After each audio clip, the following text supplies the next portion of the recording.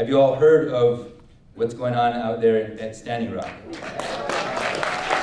Not only is water sacred, but water is the foundation of all real economic value globally, across the globe.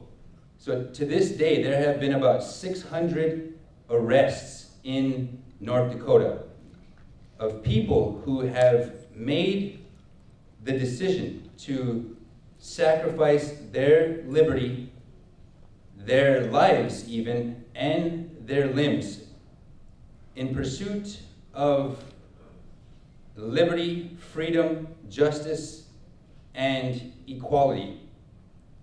Not only is that struggle about a people's right to clean water, but that struggle is about the very sanctity of the American Constitution and whether or not we still have the right to speak freely, the right to peaceably assemble.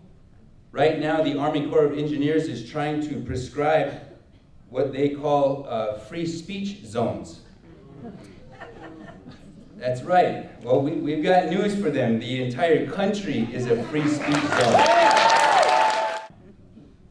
That set of institutions that is abstracting the human being from its relationships with the natural universe, that is the enemy, if we were to name the enemy. And that enemy is a couple thousand years in the making. It's not easily defeated.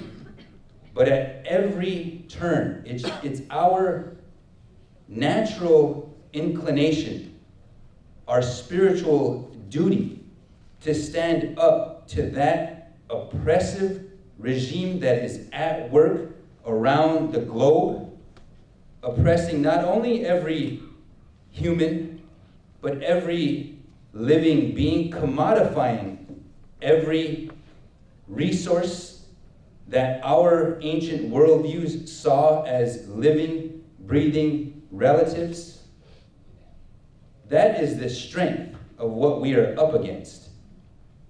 But I know we have to believe that we are capable. We have to believe that we can rise with the sun and feel its love, feel the embrace of the winds, listen to the songs of the birds, see the movements of the stars, and reunite your spirit with our natural surroundings. This is the challenge that Native nations have had. We have provided the spiritual foundation for what is going to be the economic and political liberation of America. That's our role. We take that role very, very seriously. We understand we have an entire set of cosmologies. We civilize this whole hemisphere.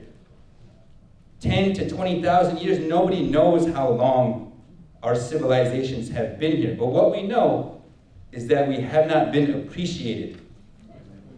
But that's changing. The whole world is changing. And right now, we have to build bridges. We can't build walls. We can't see each other as different.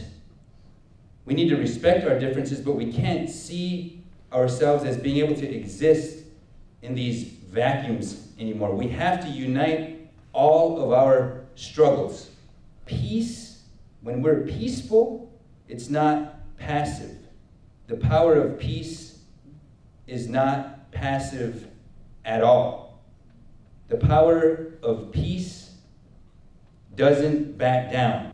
But now, in the front line, in the face of all that violence, the power of peace tells us to stand in our own spiritual dignity and to not back down to the forces of oppression that have no spiritual or legal authority to work over and against us. We know that our cause is righteous and that our cause is going to help liberate this entire country.